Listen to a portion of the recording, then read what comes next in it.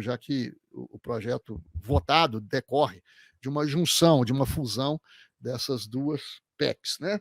Então, o ponto central da reforma, a sucessão, a substituição de 5 tributos atuais, o IPI, PIS, COFINS, ICMS e o ISS-QN, por 2 tributos, né? É chamado de um, mas que na verdade são 2, e que na verdade são 3, né? A substituição desses 5 tributos, IPI, PIS, COFINS, ICMS e ISS-QN, pelo chamado IVA dual. O que é IVA? Né? IVA é uma forma de tributação sobre o consumo que presente na Europa há bastante tempo, imposto sobre, essa sigla significa imposto sobre valor agregado, em que a ideia seria tributar apenas o acréscimo que ocorreu na venda em cada etapa da cadeia de circulação econômica. Seja bens, seja serviços, pouco importa. O que tiver sido acrescentado à operação, a venda recebe a incidência do IVA. Só que os demais países, né, europeus, o IVA tem uma competência, um único credor, um único poder tributante. Né? Nos estados unitários, o poder tributante é um só. Nos estados que são federações, né, como a Alemanha, por exemplo, né, o IVA fica concentrado no poder central, aí, no que seria o equivalente à nossa União Federal. Aqui no nosso Brasil, o IVA que está sendo implantado é uma coisa muito estranha, um verdadeiro monstrengo, porque vai ter uma tripla competência. Ele se desdobra no IBS, ele se desdobra no CBS, contribuição sobre bens e serviços, né, de competência da União Federal, e no IBS, que tem uma competência dupla, né, uma competência comum a estados e municípios.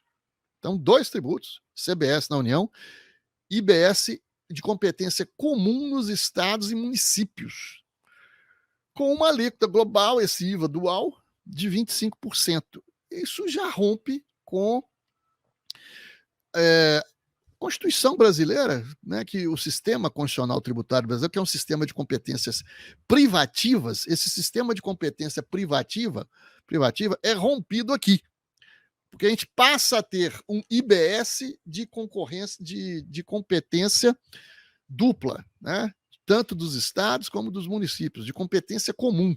Isso não está de acordo com a sistemática, né, com o sistema tributário constitucional brasileiro. Mas é isso, é assim. Então, é um IVA, né, dual, né, que se desdobra nesses tributos que eu estou mencionando para você. CBS na União, IBS nos estados e municípios em concorrência, em competência concorrente, competência comum. Né?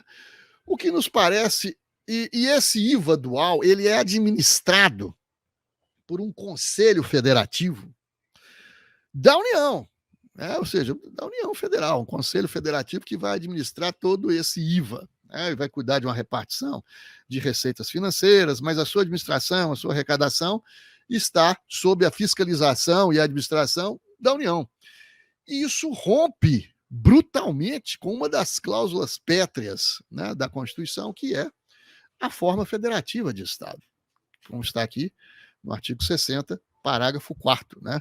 O artigo 60 é o artigo que prevê a forma,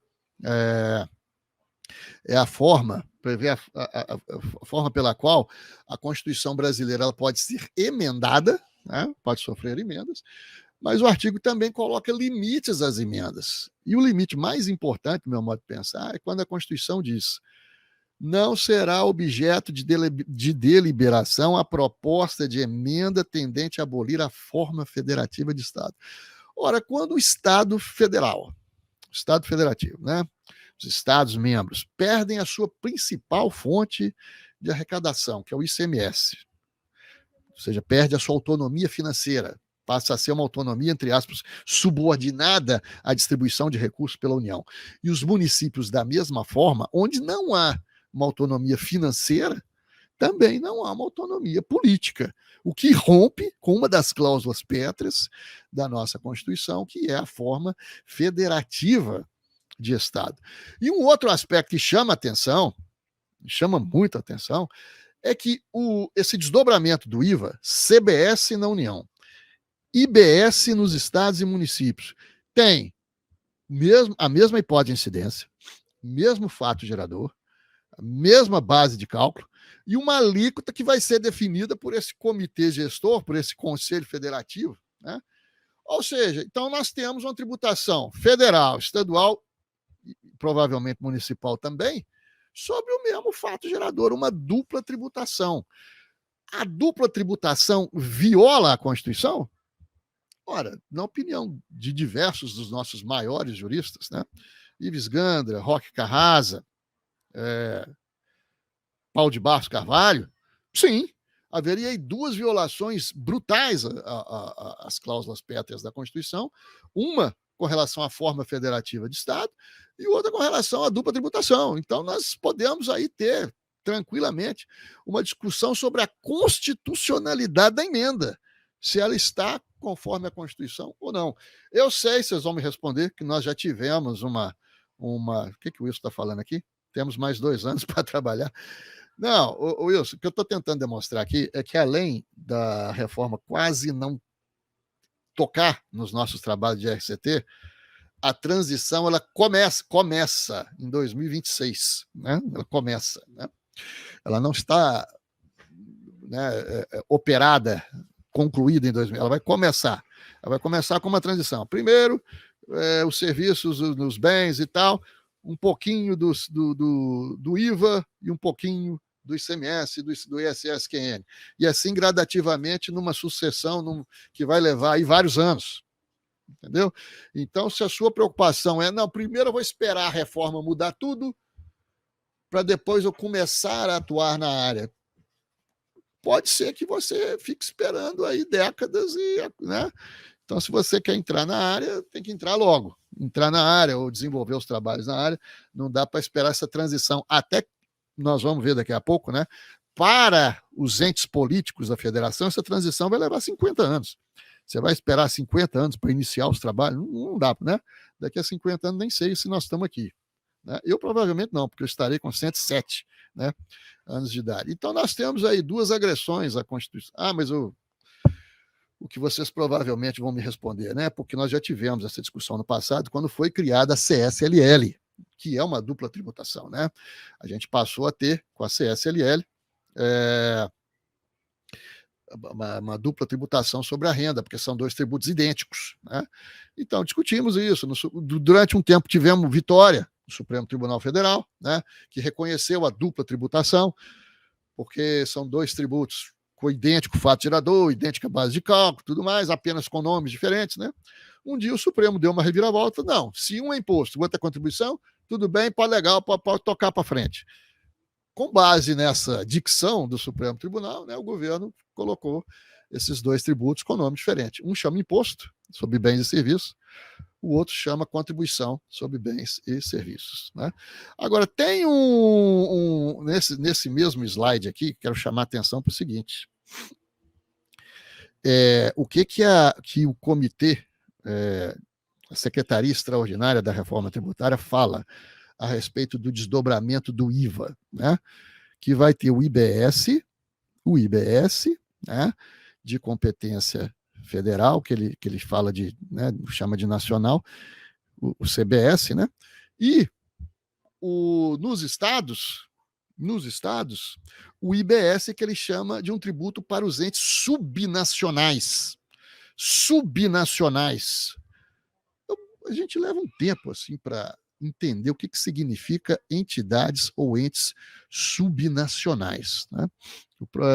Os dois juristas que no passado estiveram envolvidos com a reforma tributária, que foi o professor Paulo de Barros Carvalho, professor Ives Gandra, né? Quando foi falado com eles sobre entidades subnacionais, eles não entenderam nada. E eu mesmo, durante muito tempo, também não entendi o que essa palavra significa, né? Mas na visão lá de economistas, do governo, etc. e tal, entidade nacional é a União e entidades subnacionais são os estados e municípios. O que isso, para quem é jurista, pode provocar um infarto. A pessoa escuta uma asneira dessa, pode morrer do coração de infarto. Porque a palavra subnacional dá uma ideia de hierarquia. Hierarquia é tudo que é incompatível com federação. Não existe hierarquia num regime federativo, né? União, estados e municípios, não há hierarquia entre eles. Eles estão no plano da horizontalidade. O que traça o elo, a unidade entre eles, se dá pela subordinação de todos eles à Constituição. A única subordinação que existe é a subordinação de todos eles a uma mesma Constituição, mas entre eles a relação é de plena horizontalidade, e é isso que se chama federação. Eu não sei vocês, mas no meu tempo de bacharelado, eram três, a minha faculdade eram três disciplinas de direito tributário, 1, 2 e 3, enquanto as outras eram duas, né? E quando se perguntava, quando se questionava por que razão na minha faculdade eram três, enquanto nas outras eram duas, já que ninguém gostava de direito tributário, a resposta dos meus mestres era o seguinte: se vocês quiserem entender o sistema tributário brasileiro, o sistema constitucional brasileiro, vocês têm que passar um semestre estudando a federação, entendendo a federação, entendendo essa relação de horizontalidade que existe entre pessoas políticas distintas. E quando eu fiz mestrado, e no meu tempo eram 4 anos de mestrado, mais 1 ano estudando a federação. E quando eu fiz doutorado, e no meu tempo eram 6 anos de doutorado, mais 1 ano estudando só a federação, para poder compreender o sistema tributário brasileiro. Aí você se depara com um slide como esse, preparado pelo governo, em que o grupo de trabalho da reforma ao usar essa expressão subnacional, deixa claríssimo que nem sabe o que é uma federação. Nem sabe. E aí a expressão do nosso estupefato, né? Mas então a Secretaria Extraordinária da Reforma Tributária nem sabe o que é. Se não sabe o que é uma federação, não entendeu o sistema tributário brasileiro. Poderá então reformá-lo? É algo assim que, para quem estuda direito, pode provocar um verdadeiro infarto.